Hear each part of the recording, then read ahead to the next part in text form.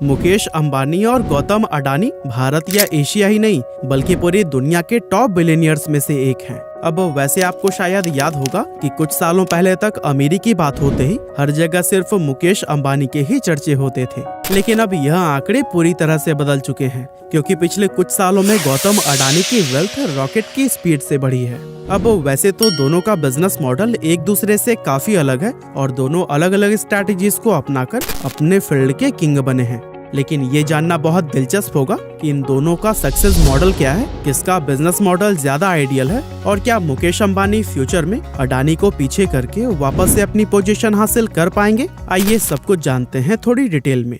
तो दोस्तों, सबसे पहली चीज जो मुकेश अंबानी और गौतम अडानी में कॉमन है वो ये है कि दोनों ही गुजराती हैं। लेकिन अगर हम उनकी एजुकेशन की बात करें तो अंबानी ग्रेजुएट हैं जबकि अडानी कॉलेज ड्रॉप आउट। हालांकि ड्रॉप आउट होने के बावजूद उन्होंने खुद अपने दम पर पूरे एम्पायर को खड़ा किया है। लेकिन वहीं मुकेश अंबानी ने अपने पिता धीरूभाई अंबानी के साम्राज्य को आगे बढ़ाया। अगर हम गौतम अडानी के कारोबार को देखें तो दशकों तक उनका फोकस सिर्फ बंदरगाह, कोल माइनिंग और लॉजिस्टिक जैसे एरियाज में रहा था, जबकि रिलायंस इंडस्ट्रीज का पूरा एम्पायर ऑयल एंड पेट्रोलियम में फैला हुआ था। यानी कुछ साल पहले तक जहां ये दोनों जायंट अलग अलग इंडस्ट्रीज में अपने पैर जमाए हुए थे, अब वे एक दूसरे को टक्कर देते हुए नजर आ रहे हैं। हालांकि टाइम के साथ भले ही वो एक दूसरे के कॉम्पिटिटर बनते जा रहे हों, लेकिन दोनों के बिजनेस करने के तरीके एक दूसरे से बिल्कुल अलग हैं। अगर आप भी बिजनेस में इंटरेस्टेड हैं और स्टार्ट करके फेल नहीं होना चाहते तो फिर मैं आपको रिकमेंड करता हूँ बिजनेस स्ट्रैटेजी नाम के इस बुक समरी को, जो कि इंडिया के leading audio show platform Kuku FM पर उपलब्ध है। और हाँ, पहले 250 यूजर्स को हम एनुअल सब्सक्रिप्शन के ऊपर 50% का ऑफ तो दिलवा ही रहे हैं।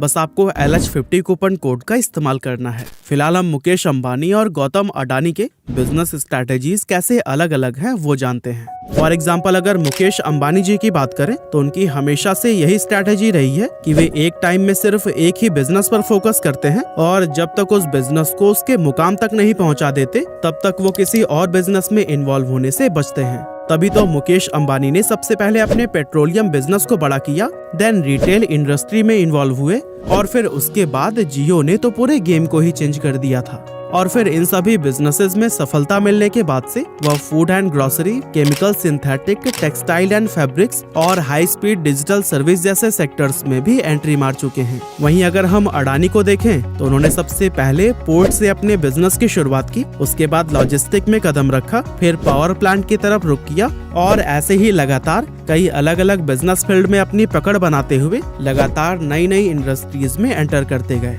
और अभी देखा जाए तो पिछले 2 से 3 सालों में उन्होंने बहुत तेजी से अपने बिजनेस को एक्सपेंड किया है और जितना मुमकिन हो सकता था उन सभी सेक्टर्स में ही एंट्री ले ली है। गौतम अडानी के बिजनेसेस में पोर्ट, लॉजिस्टिक, पावर के अलावा gas, green energy, transmission, cement, agriculture और हाउसिंग जैसे कई सारे सेक्टर्स शामिल हैं। हालांकि चलिए अब हम जानते हैं कि अंबानी और अडानी के कंपनीज के ऊपर कर्ज कितने हैं। तो दोस्तों, रिलायंस इंडस्ट्रीज के ऊपर 2019 तक तकरीबन 3.5 लाख करोड़ रुपए से भी ज्यादा का कर्जा था, जिसकी वजह से पूरे मार्केट में यह खलबली थी कि इतने बड़े कर्जे को मुकेश अंबानी निपटाएंगे कैसे। लेकिन अगस्त 2019 में ही उन्होंने यह ऐलान किया कि वो 1 साल के अंदर अपने सारे कर्जे को चुका देंगे और एक जीरो डेब्ट कंपनी के रूप में एक्सपेंड करेंगे। We have a very clear roadmap to becoming a zero net debt company.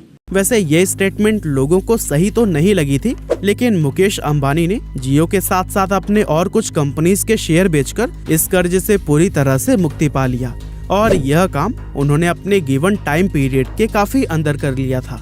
वहीं दूसरी तरफ गौतम अडानी की अगर बात की जाए तो वो जितनी तेजी से अपने बिजनेस को एक्सपेंड कर रहे हैं उतनी ही तेजी से कर्जे में भी डूबते जा रहे हैं। गौतम अडानी की लीडरशिप वाले इस ग्रुप का कर्ज पिछले 5 सालों में 1 ट्रिलियन रुपीज से बढ़कर 2.2 ट्रिलियन रुपीज हो गया है।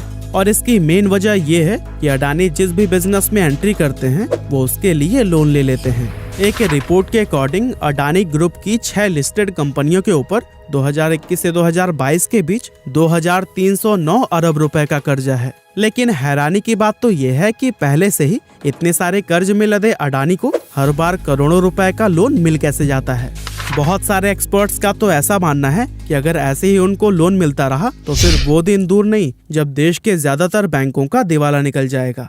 वेल, अब अगर हम इन दोनों बिलियनियर्स की एक और बिजनेस स्ट्रैटेजी को देखें तो अडानी B2B यानी कि बिजनेस टू बिजनेस मॉडल पर काम कर रहे हैं, जहां वो अपने प्रोडक्ट को सीधे दूसरी कंपनीज व बिजनेसेस को सेल करते हैं, जबकि वहीं अंबानी का बिजनेस B2B के साथ साथ B2C यानी कि बिजनेस टू कंज्यूमर मॉडल पर भी काम करता है, जिसमें वो बड़ी बड़ी कंपनीज के साथ डील करने के अलावा अपने प्रोडक्ट को सीधे कंज्यूमर मार्केट में भी उतारते हैं और डायरेक्ट कस्टमर्स से कांटेक्ट बनाते हैं। एक तरफ मुकेश अंबानी जहां बहुत सोच समझकर अपने बिजनेस को एक्सपेंड और सिर्फ कुछ प्रॉफिटेबल सेक्टर में ही अपना बिजनेस ग्रो कर रहे हैं, वहीं अडानी भारी लॉस में चल रही कंपनीज को भी खरीद ले रहे हैं, जिससे ऐसा लग रहा है कि वो हर इंडस्ट्री में खुद को साबित करना चाहते हैं। अभी कुछ महीने पहले ही अडानी ने ACC और अंबुजा सीमेंट को भी खरीदा था और खरीदने के कुछ टाइम बाद ही उन्होंने उन दोनों कंपनीज के करीब 10 खरब रुपए के शेयर गिरवी रख दिए, जो कि लोगों के लिए काफी हैरान कर देने वाली बात थी।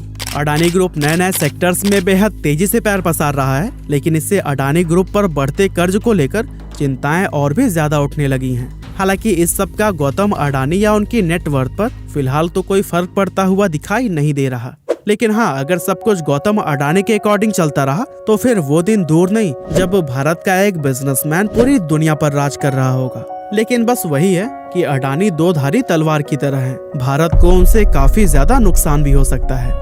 अब दोस्तों, अडानी आगे आने वाले 10-20 सालों की प्लानिंग अभी से लेकर चल रहे हैं, लेकिन दूसरी तरफ मुकेश अंबानी की बात की जाए तो फिर वो अभी ऐसे बिजनेसेस में ज्यादा इन्वॉल्व हो रहे हैं जो कि उन्हें तुरंत फायदा देना शुरू कर दे। और फिलहाल तो वो 4G की तरह ही 5G में भी अपना दबदबा बनाने के टारगेट को पूरा करने में लगे हुए हैं। अब मुकेश अंबानी गौतम अडानी से भारत के सबसे अमीर व्यक्ति होने का खिताब वापस ले पाएंगे या नहीं, ये तो आने वाला समय ही बताएगा। लेकिन दोनों के आगे बढ़ने से भारत में तरक्की होगी, यह बात तो पूरी तरह से पक्की है। लेकिन हाँ, आप भी अपने नॉलेज को बढ़ाकर भारत के तरक्की में अपना योगदान दे सकते हैं। बस आपको 4.5 प्लस रेटिंग्स और 10,000 ऑडियो शो लाइब्रेरी वाले कुकू FM ऐप को डाउनलोड करना है, जहां आप LH50 कूपन कोड का इस्तेमाल करके 50% डिस्काउंट का फायदा उठाना ना भूलिएगा। वैसे अडानी वर्सेस अंबानी के बारे में अगर आप कुछ कहना चाहते हैं तो फिर हमें कमेंट में जरूर लिखिएगा।